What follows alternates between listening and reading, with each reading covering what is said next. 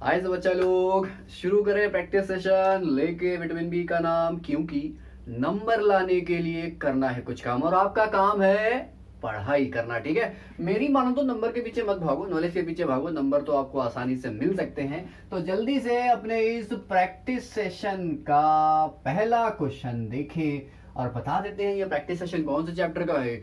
ये practice session है reproduction in flowering plant का। ठीक है, तो पहला क्वेश्चन लिखेंगे नहीं, आपकी स्क्रीन पे ही बता देते हैं।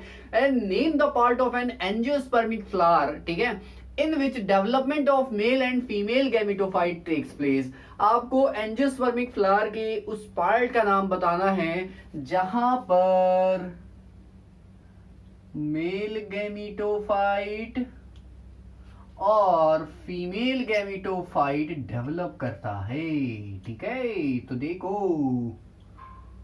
पहली बात तो पता होना चाहिए कि भैया मेल गैमेटोफाइट क्या है, फीमेल गैमेटोफाइट क्या है। तो सिंपल मेल गैमेटोफाइट जो है ये कहलाता है क्या, पॉलन ग्रेन। क्या कहलाता है भैया, पॉलन ग्रेन। तो पॉलन ग्रेन कहां डेवलप करते हैं ये आपको बताना है। और दूसरा जो है ये है भैया फीमेल गैमेटोफाइट। तो आपको बताना है फीमेल गैमेटोफाइट भैया एम्ब्रियो सैक जो होता है, एम्ब्रियो सैक ये क्या है, ये है फीमेल गैमेटोफाइट। तो ये डेवलप कहां पर करते हैं, तो सिंपल सी बात है पॉलन ग्रेन डेवलप करता है कहां पर, ये डेवलप करता है माइक्रोस्पोरेंजियम में। कहां डेवलप करता है, माइक्रोस्पोरेंजियम में। और डेवलप तो ये माइक्रोस्पोरेंजियम में करता है, लेकिन किससे डेवलप करता है, तो पॉलन मदर सेल से। किससे डेवलप करता है, पॉलन मदर सेल से। ठीक है, क्योंकि पता होना चाहिए बिकॉज आप मुझसे पढ़ रहे हो। तो पॉलन ग्रेन डेवलप करता है पॉलन मदर सेल से। कहां डेवलप करता है, माइक्रोस्पोरेंजियम में। ठीक है, बाकी बात है एम्ब्रियो सैक की। तो एम्ब्रियो सैक कहां डेवलप करता है, एम्ब्रियो सैक डेवलप करता है ओव्यूल में। कहां डेवलप करता है, ओव्यूल में डेवलप करता है। और एम्ब्रियो सैक का डेवलपमेंट कहां से होता है, तो एम्ब्रियो सैक का जो डेवलपमेंट होता है वो होता है भैया फंक्शनल मेगास्पोर से। किससे होता है, फंक्शनल मेगास्पोर। अगर आपको इसको ब्रॉडली देखना है तो भैया आप ऐसा करो कि आप हमारे लेक्चर्स को देख सकते हो। ठीक है, तो लेक्चर्स को देखने के लिए भैया आप सीधा सीधा माइक्रोस्पोरोजेनेसिस में चले जाओ और फीमेल गैमेटोफाइट में मेगास्पोरोजेनेसिस में चले जाओ, तो आपको वहां पर पूरे लेक्चर्स मिल जाएंगे। मतलब पार्ट 3 मतलब माइक्रोस्पोरोजेनेसिस मतलब आपको पार्ट 3 देखना पड़ेगा, और जो आपको मेगास्पोरोजेनेसिस देखनी है उसके लिए आपको पार्ट 7 देखना पड़ेगा। ठीक है, ये लेसन्स है पर जो मैंने पार्ट में यहाँ पर बना रखे। ठीक है, तो ये खत्म हुआ हमारा पहला सवाल। ठीक है, आते हैं अपने दूसरे सवाल पे। तो डिफरेंशिएट करना है माइक्रोस्पोरोजेनेसिस एंड मेगास्पोरोजेनेसिस में। ठीक है, तो माइक्रोस्पोरोजेनेसिस क्या है और भैया मेगास्पोरोजेनेसिस क्या है, इन दोनों में डिफरेंस क्रिएट करना था। माइक्रोस्पोरोजेनेसिस का मतलब होता है माइक्रोस्पोर को पैदा करना, माइक्रोस्पोर को बनाना, तो कहलाएगा माइक्रोस्पोरोजेनेसिस। सेम कंडीशन मेगा के साथ लगा दो तो क्या बन जाएगा, मेगास्पोरोजेनेसिस। भैया जब मेगास्पोर डेवलप करेगा उनका फॉर्मेशन होगा तो क्या कहलाएगा, मेगास्पोरोजेनेसिस। ठीक है, अगला इसी में एक सवाल था, which type of cell division occurs during these events. ठीक है, तो सवाल जोड़ दिया, देख लो आप स्क्रीन पे कि दोनों में या दोनों को बनाने में कौन सा सेल डिवीजन परफॉर्म होता है। तो भैया दोनों में होता है मियोसिस।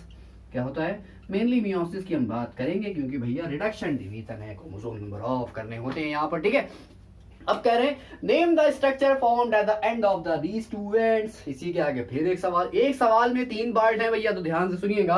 कह रहे हैं एंड में मतलब ये जो प्रोसेस होते हैं इन प्रोसेस के एंड में क्या बनता है। ठीक है, माइक्रोस्पोर डेवलप करेगा, या सॉरी ये प्रोसेस होगा माइक्रोस्पोरोजेनेसिस, तो क्या बनेगा, तब बनेगा भैया पॉलन ग्रेन, माइक्रोस्पोर्स बन जाएंगे। ठीक है, और मेगास्पोरोजेनेसिस जब खत्म होगी तो क्या बन जाएंगे, आखिरी में एंड में मेगास्पोर बन जाएंगे। क्या बन जाएंगे, मेगास्पोर। ठीक है, दोनों की पोलैरिटी कैसी होती, इसकी भी एन होती है और इसकी भी एन होती है। तो लेक्चर को पूरी तरह से देखने के लिए, माइक्रोस्पोरोजेनेसिस को देखने के लिए भैया पार्ट 3 और मेगास्पोरोजेनेसिस को देखने के लिए भैया पार्ट 7 स्क्रीन पे आप देख सकते हो। लेक्चर का नाम मैंने आपको मेंशन कर दिया है। ठीक है, अगला सवाल है, अगला सवाल नहीं वो कुछ बवाल है उसमें, क्योंकि अरेंज करना है आपको। डिफरेंट डिफरेंट इवेंट्स दे दिए हैं, डिफरेंट डिफरेंट मतलब नाम दे दिए हैं, देन उनको क्या करना है, उन्हीं को अरेंज करना है। अरेंज करना है तो बहुत ही सिंपल सा है भैया अरेंजमेंट। तो देख लो भैया कैसे होता है अरेंजमेंट, ठीक है। अरेंजमेंट बोला, एंगेजमेंट नहीं बोला है, ठीक है। तो देख लो सिंपल सा है, लिखा हुआ है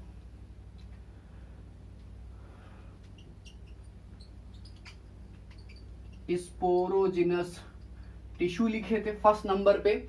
सेकंड नंबर पे लिखे थे ये क्या, टेट्राड, क्या लिखे थे, टेट्राड। तीसरे नंबर पे इन्होंने लिख रखा था क्या भैया, पॉलन ग्रेन, क्या लिख रखा था भैया, पॉलन ग्रेन। चौथे नंबर पे इन लोगों ने लिख रखा था मेल गैमीट्स, क्या लिख रखा था, मेल गैमीट्स। और पांचवें नंबर पे जिन्होंने लिख रखा है वो लिखा हुआ है पॉलन मदर सेल, क्या लिखा है, पॉलन मदर सेल, ठीक है।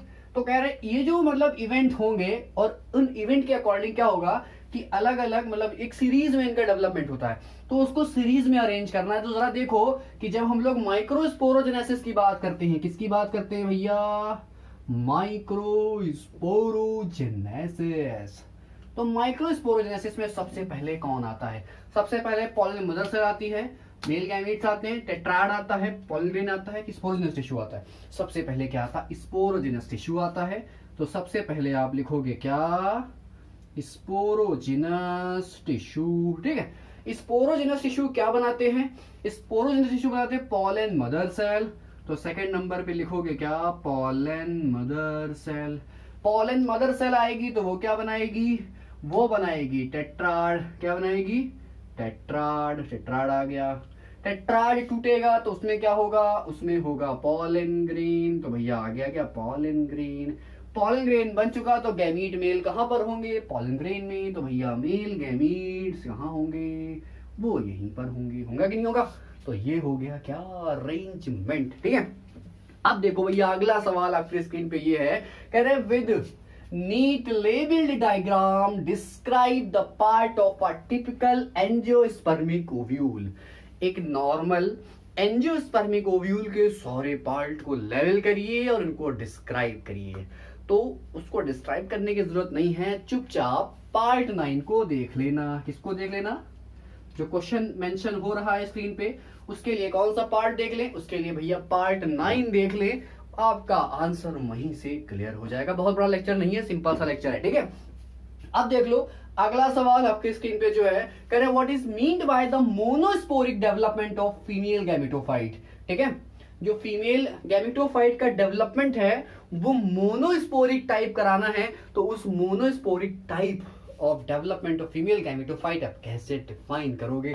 तो उसके लिए भी कुछ नहीं करना है, उसके लिए भैया स्क्रीन पे फिर से मेंशन कर दे रहे हैं, पार्ट 8 को आप देख लो, वहां पर सिंपली लेक्चर जैसे ही शुरू होगा मोनोस्पोरिक को ही मैंने एक्सप्लेन करा है। आप चाहो तो वहां से नोट्स भी ले सकते हो, क्योंकि आप सभी को पता है मेरी हर वीडियो में लेक्चर्स के पीडीएफ की फाइल भी पड़ी रहती है नोट्स की, ठीक है। नेक्स्ट क्वेश्चन आपकी स्क्रीन पे है, कह रहे विद नीट डायग्राम, ठीक है, with a neat diagram explain the 7 celled 8 nucleate. क्या भैया बोला है इन्होंने, 7 celled 8 nucleate mature embryo sac. तो इसकी बात करनी है भैया, या इसी को इन्होंने गैमेटोफाइट भी बोल दिया है। तो इसको देखने के लिए सिंपली आपको डायग्राम तो पता ही होगा कि भैया एम्ब्रियो सैक कैसा होता है। ये भैया एग एपरेटस या एग सेल होती है, 2 सिनर्जिड होती है, बीच में सेकेंडरी न्यूक्लियस होता है, ऊपर क्या होती है, एंटीपोडल्स होती हैं। यही तो था, तो इसी को देखना है। तो उसको देखने के लिए चुपचाप क्या करो भैया, पार्ट 8 पे स्किप कर जाओ, वहां से आपको इसका पूरा जवाब मिल जाएगा। एक्सप्लेन करने का कोई फायदा नहीं है जब आपके लिए प्रॉपर नोट्स बता देते हैं भैया, कि जो भी बच्चा यहाँ पर इस प्रैक्टिस सेशन में मौजूद है उससे मैं पहले बोल दूं भैया पहले जाओ, पहले सारे के सारे लेक्चर्स पढ़ के आओ, जब आपके लिए बेनिफिशियल है, otherwise it is waste for you, ठीक है। तो देखो अगला सवाल आपकी स्क्रीन पे है, कह रहे व्हाट आर कैस्मोगैमस फ्लावर, ठीक है। कैस्मोगैमस फ्लावर क्या है, कह रहे can cross pollination occurs in the cleistogamous flower. क्या क्लिस्टोगैमस फ्लावर में क्रॉस पॉलिनेशन हो सकता है, ठीक है। रीजन दीजिए, ठीक है, अपने आंसर में, ठीक है। तो इसको भी ज्यादा झमेले में नहीं पड़ना है, इसको मैंने बहुत ही सिंपल वे में एक्सप्लेन करा है। बस आपको कहां पर जाना पड़ेगा, आपको जाना पड़ेगा पार्ट 20 में। पार्ट 20 में जाओ, आपको इसका भी जवाब मिल जाएगा। देख लो भैया, जितने भी सवाल अराइज होते हैं, चाहे एनसीईआरटी हो चाहे आईसीएसई हो, कहीं से भी सवाल अराइज होते हैं, मैंने सारा का सारा टॉपिक कवर कर रखा है। बस आपसे एक रिक्वेस्ट है कि भैया इस सेशन में आने से पहले आप सारे के सारे लेक्चर्स एक बार देख लो। बहुत बड़े लेक्चर्स नहीं, आप ही के लिए बेनिफिशियल है, आप ही के लिए बनाए गए हैं। यहाँ पर इतनी मेहनत करी जाती है, किस लिए? आपके लिए करी जाती है, ठीक है। अब यहाँ पर एक और सवाल है, कह रहे mention 2 strategies evolved to prevent self pollination in flower. Screen पर सवाल है, देख लो कि सेल्फ पॉलिनेशन को रोकने के लिए कौन सी 2 स्ट्रेटजीज इवॉल्व हुई हैं। सिंपल सा ये कह रहा है क्या, सेल्फ पॉलिनेशन नहीं होना चाहिए। तो सेल्फ पॉलिनेशन ना हो तो क्या करा जाए, कुछ ऐसे फैक्टर्स हों जो क्रॉस पॉलिनेशन को फेवर करते हैं। तो हमारा एक लेक्चर है factors which favours the cross pollination, अगर आपने वो देख लिया होगा तो आपको यहाँ पर जवाब की रिक्वायरमेंट नहीं होगी, क्योंकि वहीं पर आपका जवाब छुपा हुआ है, ठीक है। फिर भी मैं बता देता हूं। पहला है सेल्फ इनकॉम्पेटिबिलिटी, ये पहला है। इसमें क्या होता है कि स्टिग्मा जो होता है वो अपने आप को इनकॉम्पेटिबल बताता है। मतलब अगर सेम फ्लावर का पॉलन ग्रेन उसी फ्लावर के स्टिग्मा पे जाता है तो वो स्टिग्मा उस पॉलन ग्रेन को एक्सेप्ट नहीं करता है। जब एक्सेप्ट नहीं करेगा तो जर्मिनेशन नहीं होगा, जर्मिनेशन नहीं होगा तो गैमीट कभी भी इस सेकंड एक सेल के पास पहुंचेगी नहीं और कभी भी यहाँ पर सीड का फॉर्मेशन नहीं होगा। और दूसरा ये हो सकता है जहां पर हम लोग प्रोटोएंड्री और प्रोटोगाइनी की बात कर रहे थे कि जब कभी पहले एंड्रोशियम डेवलप कर जाता है और गाइनोशियम देर में डेवलप करता है, तब भी सेल्फ पॉलिनेशन नहीं होगा, ये हमेशा क्रॉस पॉलिनेशन को बढ़ावा देगा। और जब कभी भी पहले गाइनोशियम डेवलप कर जाता है, पहले पिस्टिल डेवलप कर जाता है और बाद में पॉलन ग्रेन डेवलप करते हैं या बाद में एंड्रोशियम डेवलप करता है, तो यहाँ पर भी सेल्फ पॉलिनेशन नहीं हो पाता, ये भी क्रॉस पॉलिनेशन को ही फेवर करता है, ठीक है। तो ये जवाब मैंने आपको यहाँ पर सिंपली दे दिया और मैंने बता भी दिया कि इसको आप पूरी तरह से कहां पर जाके पढ़ सकते हैं। वहां पर आपके लिए आंसर का नोट्स भी अवेलेबल है, तो आप बच्चा वहां पर जल्दी से स्किप कर लो, क्योंकि डिस्क्रिप्शन में आप सभी को पता है कि मेरे लेक्चर्स में डिस्क्रिप्शन में जो भी लेक्चर्स होते हैं उसके नोट्स भी अवेलेबल रहते हैं, ठीक है। अगला जो सवाल है, कह रहे हैं what is self incompatibility, why does self pollination not lead to seed formation in the self incompatible species. Screen पे सवाल है, देख लो। तो उसको भी देखने के लिए कहीं और नहीं जाना, बस आपको कहां पर जाना, पार्ट 20 में जाना। पार्ट 20 में जाओ, वहां पर आपको सेल्फ इनकॉम्पेटिबिलिटी की बात पूरी मिल जाएगी।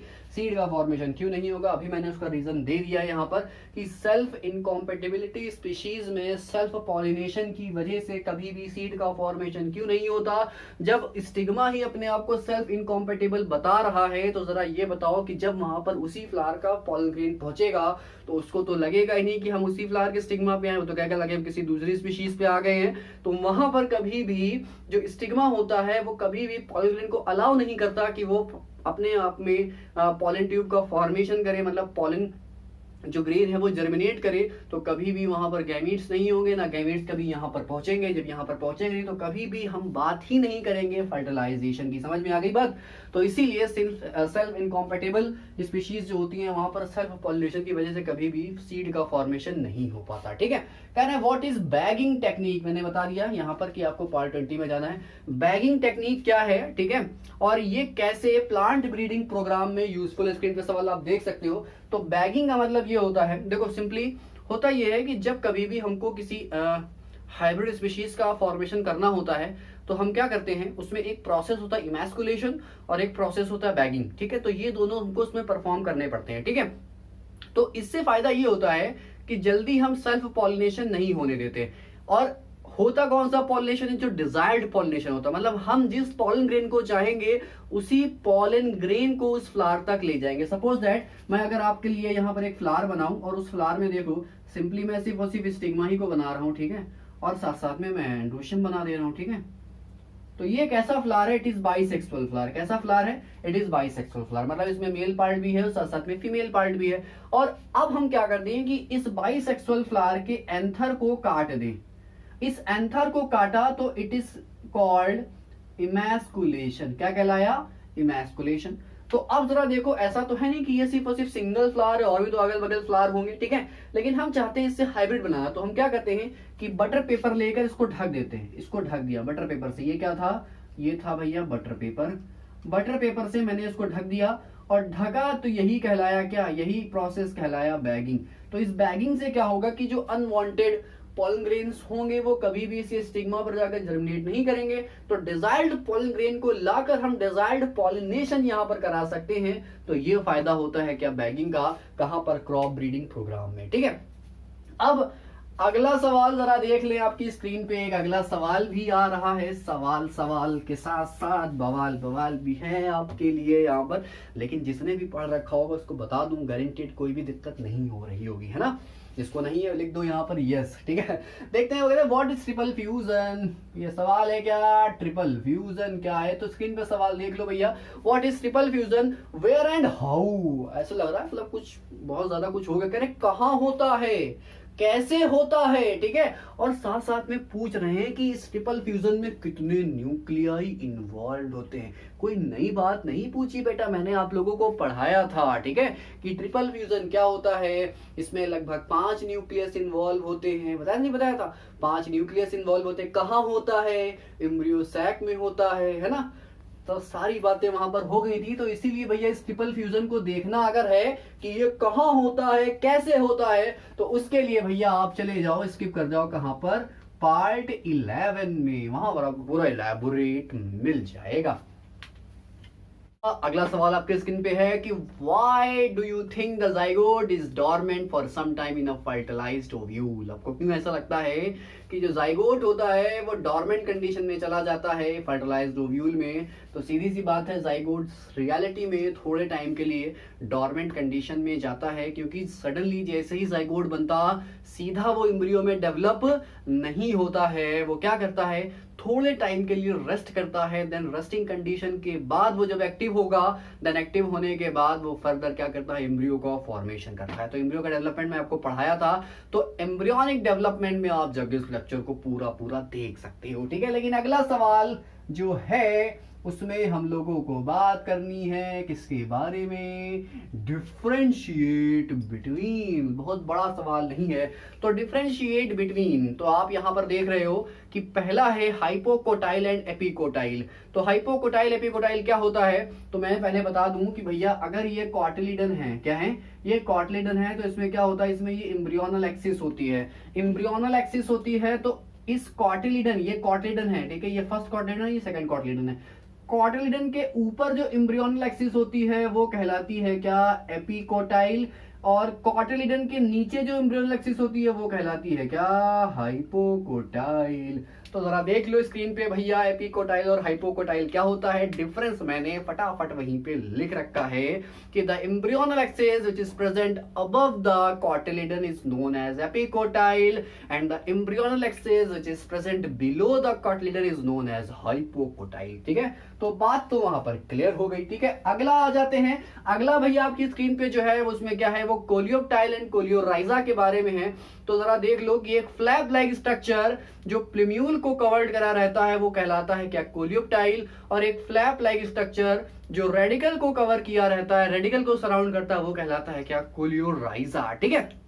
तो ये भी बात वहां पर क्लियर हो गई होगी। लेकिन अभी देख लो कि अभी हम लोगों को इंटेग्यूमेंट और टेस्टा में हम लोगों को डिफरेंस करना है। तो जरा देखो स्क्रीन पे ही है फिर से आपके लिए कि इंटेगमेंट क्या होता है। इंटेगमेंट जो होता है ये न्यूक्लियस की कवरिंग कहलाती है, न्यूक्लियस की प्रोटेक्टिंग लेयर कहलाती है, उसी को कहते हैं क्या, इंटेगमेंट। और दो होते हैं, एक आउटर इंटेगमेंट होता है, एक इनर इंटेगमेंट होता है। और बात करें टेस्टा की, तो टेस्टा क्या होता है, it is the covering of seed. क्या होता है, कवरिंग ऑफ सीड। और टेस्टा जो होता है ये आउटर कवरिंग होता है सीड की। तो भैया ये भी आपके लिए क्लियर हो गया होगा। अगला देख लो पेरिकार्प और साथ साथ में पेरिस्पर्म क्या होता है। तो पेरिकार्प क्या होता है, जो फ्रूट वॉल होती है उसे कहते हैं पेरिकार्प, ठीक है। तो fruit wall is called pericarp and it is differentiated into epicarp, mesocarp and endocarp. While perisperm की बात करेंगे तो कभी कभी ऐसा होता है, ठीक है, समटाइम न्यूक्लियस, ठीक है, persist, in the form of a layer known as perisperm. तो ये भी कहानी हो गई क्या, पेरिस्पर्म की।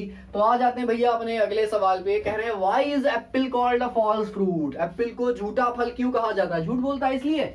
इसको भी मैं एक्सप्लेन कर चुका हूं, क्योंकि एप्पल जो होता है वो ओवरी के साथ साथ और भी अदर पार्ट से डेवलप कर जाता है, इसलिए क्या कहलाता है वो फॉल्स फ्रूट। और कह रहे हैं which part of the flower form the fruit, कह रहे हैं और फ्लावर का कौन सा पार्ट फ्रूट का फॉर्मेशन करता है। तो इसको मैंने आप लोगों को पढ़ा रखा था कि जो रेसेप्टिकल होता है, फ्लैशी रेसेप्टिकल या उसी को फ्लैशी थैलेमस बोलते हैं, वो क्या करता है एप्पल में फ्रूट का फॉर्मेशन करता है। ठीक है, तो अगर आपको इसको इलैबोरेटली देखना है तो फ्लैशी फ्रूट में आप जाओ, मॉर्फोलॉजी इन फ्लावरिंग प्लांट जो लेक्चर है उसमें पार्ट 6, कौन सा पार्ट 6, कहां पर, मॉर्फोलॉजी इन फ्लावरिंग प्लांट। ठीक है, उसमें जब आप फ्लैशी फ्रूट खोलोगे, ठीक है, जब आप फ्लैशी फ्रूट पे जाओगे तो फ्लैशी फ्रूट में फ्रूट है उसका नाम है पोम। क्या नाम है, पोम। तो पोम में आपको एप्पल और साथ साथ में पियर की कहानी मिल जाएगी। उनको फॉल्स फ्रूट क्यों कहते हैं वो भी मैंने वहां पर एक्सप्लेन कर रखा है। ठीक है, कह रहे हैं what is meant by emasculation. अभी मैंने बता दिया कि इमैस्कुलेशन क्या होता है। ठीक है,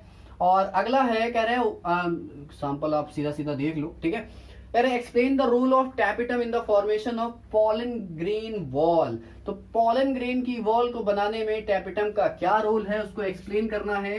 तो भैया जो चैप्टर हम लोगों का चल रहा था रिप्रोडक्शन इन फ्लावरिंग प्लांट, उसका जो पार्ट 2 है आप उसको देख लो। ठीक है, तो पार्ट 2 को जब आप देखोगे तो फंक्शन ऑफ टैपिटम आपको आसानी से वहां पर मिल जाएगा। ठीक है, अब जरा देखो, कह रहे हैं what is apomixis and what is it's important. ठीक है, एपोमेक्सिस क्या है और इसकी क्या इंपॉर्टेंस है, तो इसको भी देखने के लिए कहीं नहीं जाना है आपको। चुपचाप क्या करो, रिप्रोडक्शन इन फ्लावरिंग प्लांट में जो पार्ट 18 है आपकी स्क्रीन पे भैया आ रहा होगा कि पार्ट 18 में जाओ तो आपको यहाँ पर पूरा का पूरा जो भी इसका मतलब जो भी यहाँ पर एपोमेक्सिस के बारे में है वो सारी बात आपको वहां पर मिल जाएगी। जाते जाते तू मुड़ के, गाना नहीं गाना था, कुछ और कहना था। ठीक है, जाते जाते एक सवाल था आप लोगों के लिए, तो वो भी आपके लिए स्क्रीन पे मौजूद है, देख लो कि अगर कोई पार्थिनोकार्पी को इंड्यूस करना चाहता है, ठीक है, किसके जरिए, क्योंकि जो सब ऐसे सब्सटेंस होते हैं जो पार्थिनोकार्पी को इंड्यूस करते हैं उनके जरिए, सिंपली उन्हीं के जरिए होगा। नेचुरल पार्थिनोकार्पी तो अपने आप ही हो जाएगी।